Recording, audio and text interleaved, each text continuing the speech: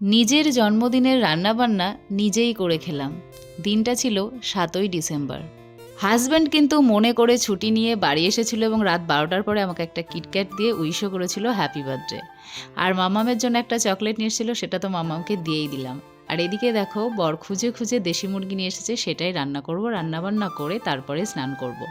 তো চিকেনের মধ্যে দেখো আস্ত রসুন দুটো দিয়ে দিলাম, আর এই রসুনগুলো খেতে কিন্তু খুবই ভালো লাগে। চিকেন না, এটা হচ্ছে দেশি মুরগির ঝোল হবে, আর খেতেও কিন্তু দারুণ হয়েছিল আজকের মাংসটা। তো স্নানটাও সেরে নিয়েছি, এবার হচ্ছে খাওয়া দাওয়া করব। সন্ধ্যাবেলা শাশুড়িমা এখানে দেখো পায়েস বানিয়েছিল, সেগুলোই বাটিতে সব রেখে দিয়েছে। তো এখান থেকে আমি একটা বাটি নিয়ে খেতে বসে গেছি। প্রচণ্ড মিষ্টি লাগছিল, আমি অতটাও মিষ্টি খাই না পায়েসে, আর আমার মিষ্টি লাগছিল সেই জন্য ওরকম করছিলাম, তবু ভালোবেসে বানিয়েছে বলে খেলাম।